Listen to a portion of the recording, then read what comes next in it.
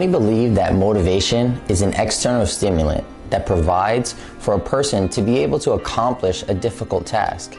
This can prove to be true in certain cases, but the underlying issue at hand is the inability to envision and apply one's own planned process towards completion of the said task because of a mental or emotional or cognitive hindrance that's more times than often deep-seated in your persona.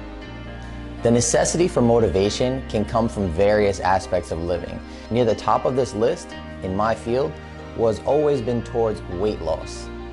A key component I've come to notice has been lack of knowledge, as well as an emotional insecurity in starting the proper process.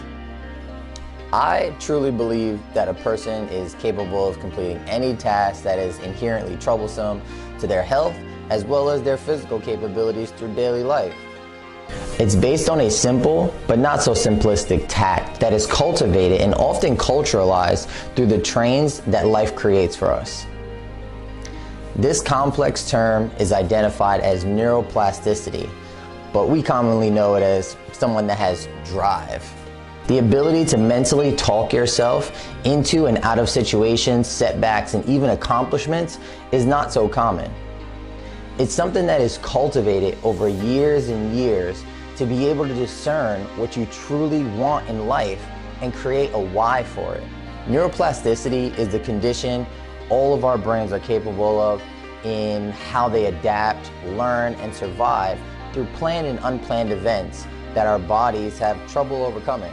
When you're unable to stop binge eating, when you're not hungry and begin to gain unwanted weight, but contrastingly have no gusto to get up and work out, there's still that little small voice inside of you that knows you need to stop eating and start working out or even get out of bed.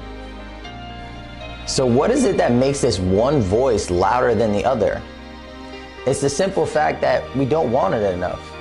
When we become driven by desires, there grows this deep internal power that moves us. And because you haven't found a more significant reason than the path of least resistance when it comes to actually putting that plan into action, we tend to remain complacent in our habits. Now granted, there may also be underlying causes such as unhealed traumas, distressed emotional relationships, and what I feel is most daunting, validation of actually completing the set task.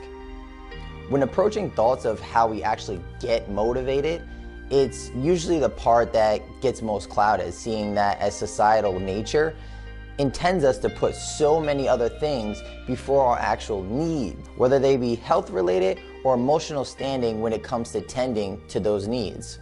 More times than none, we put our wants before our needs, and this is where we lose sight of that ability to self-motivate. The first step to helping yourself sharpen that ability would be to ask yourself, what actually motivates me? Answering this not so simple question can set the first support beam into place towards a solid foundation of what I like to call steel plasticity. As we already know, plasticity of the brain means that we can unlearn and relearn anything.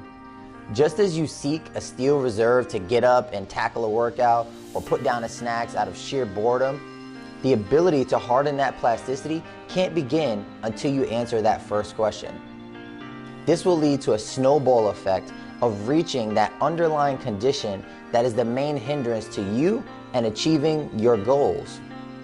Sitting with yourself for even 30 minutes a day and really focusing on that question will shed light into parts of your brain you've conditioned to be driven off of wants, desires for so long. You'll soon be able to form a clear picture as to what you truly need for your betterment, rather than focusing on the things that you want in the moment that can get you to a place you knew existed but couldn't quite see the path to.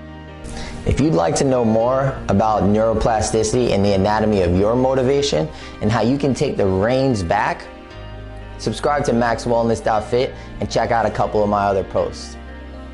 Smile out loud and embrace your soul.